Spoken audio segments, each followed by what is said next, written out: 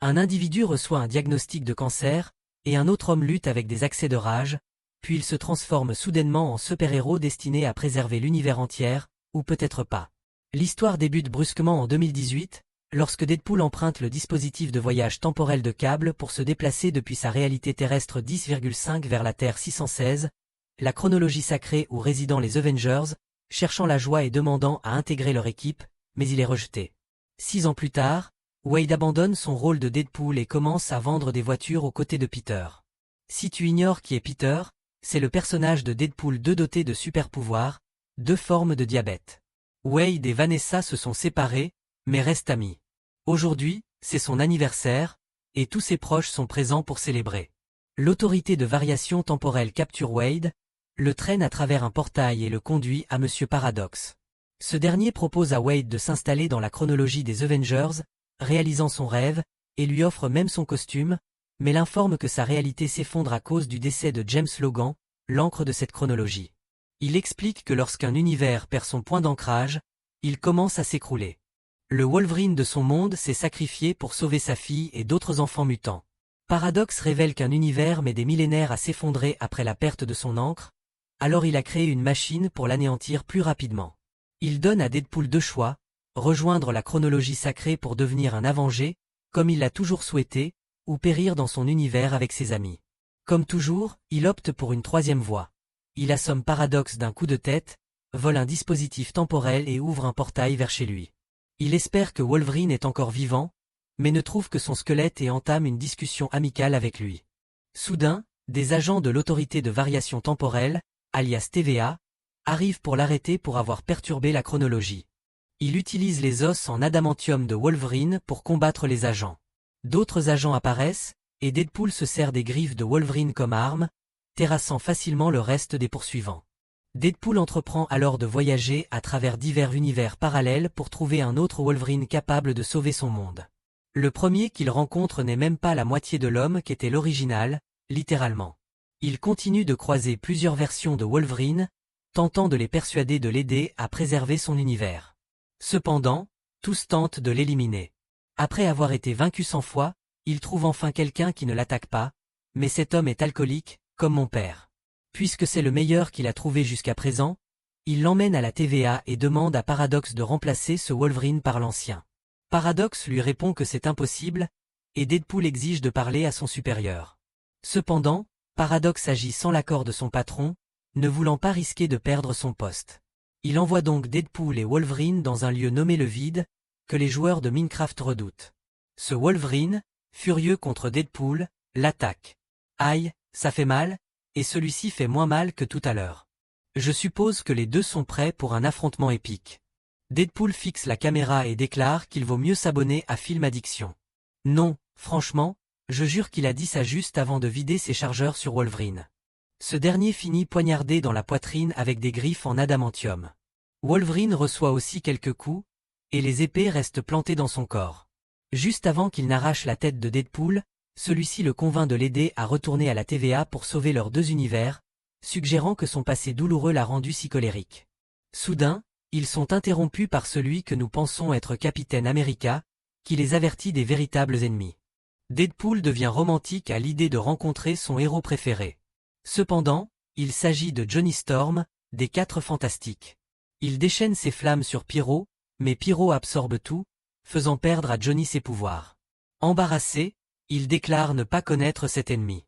Alors que l'adversaire approche, Deadpool retire les épées du corps de Wolverine et se prépare pour un combat épique, mais ce n'est pas si épique, car Wolverine bat facilement cet adversaire. Pyro réalise qu'il ne peut affronter les deux et utilise un aimant géant pour les capturer. Deadpool se retrouve coincé, et les 3 sont enfermés dans une cage, conduits chez la sœur jumelle de Charles Xavier, Cassandra Nova. Deadpool lui rapporte immédiatement toutes les horreurs que Johnny a dites sur elle pendant le trajet. Elle utilise Johnny pour prouver sa puissance.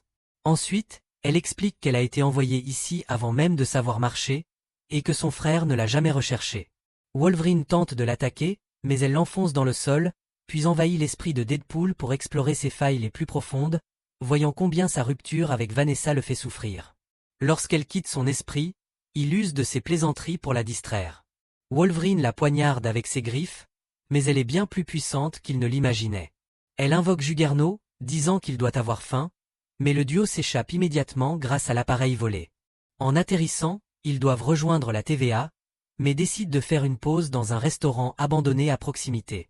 Deadpool commente que, dans son univers, Wolverine est adoré par de nombreux fans. Ce dernier répond qu'il est détesté dans le sien à cause de ses nombreuses erreurs. Plus tard, le duo choisit de poursuivre son voyage vers la frontière, car Johnny a indiqué que c'était le seul moyen de sortir de ce monde avant de mourir. En marchant, Deadpool explique que, dans son univers, Wolverine est mort en sauvant sa fille et d'autres enfants comme lui. Soudain, ils aperçoivent un chien courir vers eux, et Deadpool est émerveillé par l'animal. Il s'appelle Dogpool, mais il a déjà un maître. Une autre version de Deadpool apparaît, nommée Nispool. Vraiment, Marvel, vraiment? Il lui demande la direction de la frontière, et Nispool leur prête sa voiture pour y arriver plus vite. En chemin, Deadpool interroge Wolverine sur la première chose qu'il changerait s'il pouvait réparer son monde.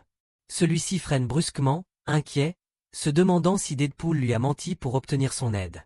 Deadpool affirme qu'il veut simplement sauver ses amis et ignore comment faire. Wolverine lui lance qu'il est une plaisanterie, et qu'il n'est pas surprenant que les Avengers ou les X-Men ne l'aient pas accepté. Il a vécu plus de 200 ans, mais n'a jamais rencontré un plus grand imbécile. C'est ainsi qu'une amitié masculine classique se forme. Le duo se bat pendant des heures, dans toutes les positions, détruisant complètement le véhicule, avec du sang partout. Le lendemain matin, ils s'évanouissent, et un inconnu s'approche, vole la voiture et s'en va. Quand Deadpool se réveille, il voit Wolverine boire du whisky. Il entend quelqu'un approcher et se prépare à combattre, mais il est renversé par Elektra.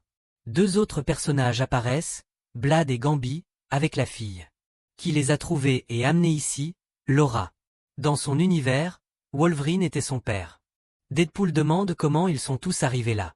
Elektra explique que leurs univers ont été réinitialisés, alors la TVA les a envoyés dans le vide, sachant qu'ils n'accepteraient jamais la destruction de leur monde. Il est révélé que Johnny était leur ami. Un Wolverine ivre leur annonce qu'il est mort à cause de Deadpool. Mec, vraiment? Il dit qu'il n'aurait jamais été comme un frère pour lui. D'une manière ou d'une autre, il parvient à les convaincre de l'aider à vaincre Cassandra et leur explique que le seul moyen est de bloquer ses pouvoirs avec le casque de Magneto. Il révèle qu'elle l'a détruit juste après l'avoir tué, mais un autre casque, celui de Juggernaut, pourrait aussi bloquer ses pouvoirs. Cependant, Juggernaut travaille pour elle. Deadpool réussit à convaincre tout le monde, sauf Wolverine, de l'aider à voler le casque. Plus tard dans la nuit, Logan boit seul lorsque Laura s'approche, disant qu'il lui rappelle son père. Elle affirme que, malgré ses défauts, il reste un héros. Il lui raconte une histoire, expliquant qu'il n'est pas un héros. Son équipe avait besoin de lui, mais alors qu'il titubait, ivre, à la sortie d'un bar, ils étaient tous morts. Depuis, il ne peut se pardonner. Elle lui demande de les aider demain et de ne pas répéter la même erreur. Lorsque le matin arrive, l'équipe se dirige vers la cachette de Cassandra. En approchant, Blade utilise un bazooka pour détruire les portes. Alors qu'ils entrent, tous sont prêts pour le combat, même Wolverine, motivé par sa conversation de la veille avec Laura, ce qui renforce la confiance de l'équipe. Une bataille épique commence, et l'équipe tient les ennemis à distance pour que Wolverine et Deadpool puissent atteindre Cassandra. Elle est surprise de les revoir et leur montre sa puissance, immobilisant Deadpool sans le toucher et envahissant l'esprit de Logan, découvrant la douleur et la tristesse qu'il porte pour avoir déçu tous ceux qui lui étaient proches. Après que les humains ont attaqué leur manoir, il a tué tous ses amis et commencé à éliminer les humains, mais cela ne lui a pas apporté la paix. Pendant ce temps, Laura bat Juggernaut et vole son casque, grimpe à la tour pour le remettre à Wolverine, mais elle est tirée vers le bas et jette le sac. Alors que Cassandra s'émeut dans l'esprit de Logan, Deadpool enfile le casque sur sa tête, bloquant tous ses pouvoirs. Son Spire Pyro apparaît et lui tire dessus, mais Wolverine l'assomme et dit à Deadpool qu'ils ne peuvent pas la tuer, même si elle le mérite, car Xavier n'aurait jamais voulu que Logan soit celui-là. Il retire le casque pour la remercier. Elle propose de les aider à rentrer chez eux et utilise une bague volée à une version de Doctor Strange pour ouvrir un portail vers la Terre 10,5, où vit Deadpool, et les informe que la menace arrive.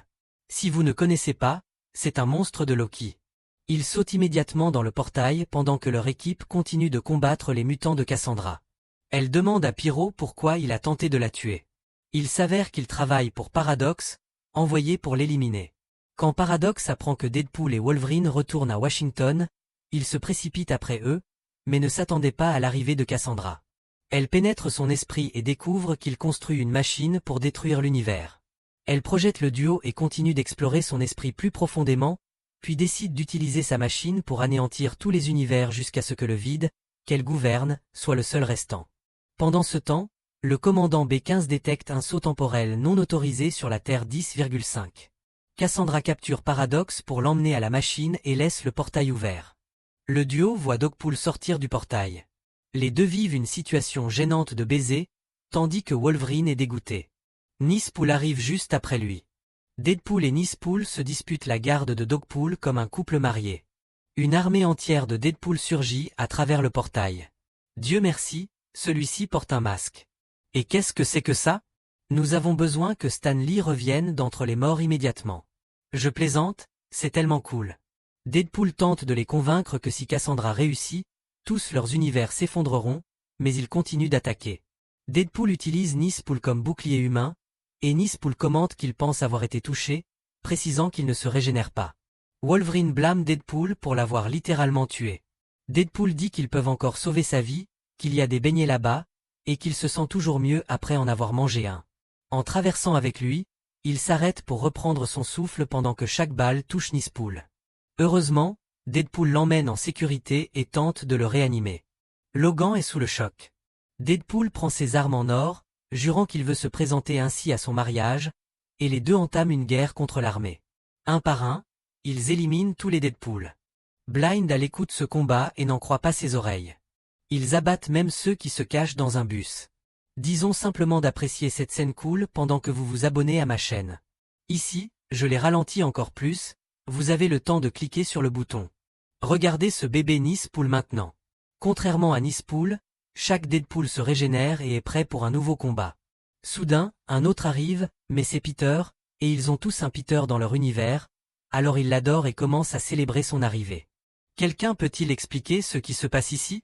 Pendant que le duo profite de l'occasion pour s'échapper, ils courent vers le métro, et Paradox les informe que Cassandra a déjà commencé à utiliser la machine. Il lui demande comment l'arrêter, et le seul moyen est de provoquer un court-circuit dans l'appareil, alimenté par des sources de matière et d'antimatière, pour le détruire. Il faut un lien entre les sources, mais celui qui sert de pont sera réduit en cendres. Bien qu'ils soient conscients du danger, Deadpool et Wolverine choisissent de poursuivre la mission. Wolverine propose d'y aller seul pour que Deadpool puisse retrouver sa famille, mais Deadpool pense que Wolverine mérite une seconde chance. Il l'attaque avec un extincteur et le pousse hors de la pièce, verrouillant la porte. Il prend les câbles de la source de matière, mais ne peut atteindre la source d'antimatière. Wolverine brise la porte et saisit la main de Deadpool. Le duo utilise leur corps comme transfert d'énergie entre matière et antimatière, provoquant une explosion massive qui court-circuite le Time Reaper. Leurs corps sont brûlés de l'intérieur, mais ils survivent en partageant l'énergie qui circule à travers eux.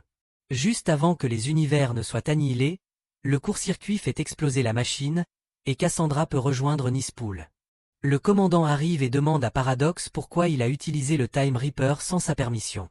Il répond que Cassandra l'a forcé à construire la machine en envahissant son esprit, et quand il a réalisé ce qui se passerait, il a demandé à Deadpool et Wolverine de l'aider à résoudre le problème. Il dit tristement que les héros sont morts en sauvant l'univers, mais quand ils arrivent, il réalise qu'il est fini, tandis qu'il lui raconte la vraie histoire. Celle-ci commence à baver en regardant le corps de Wolverine, et lui aussi. Le commandant veut encore envoyer Deadpool dans le vide, mais heureusement, Peter arrive et se présente comme Peter Pool, affirmant que Deadpool appartient à cette chronologie. Elle arrête Paradox et vérifie la chronologie, constatant qu'elle se rétablit. Elle félicite les deux pour avoir sauvé l'univers. Deadpool demande si elle peut aider ses amis coincés dans le vide et modifier le passé de l'univers de Wolverine. Elle répond qu'elle sauvera les gens du vide, mais que le passé de Wolverine l'a façonné pour réussir à sauver le monde aujourd'hui, donc elle ne peut rien y changer, sauf lui permettre de rester dans cette réalité. Les deux vont savourer un bon repas. Quelques jours plus tard, Deadpool et Wolverine deviennent colocataires, et Blindal est ravi de les avoir. Il présente Logan à tous ses amis et tente de se réconcilier avec Vanessa.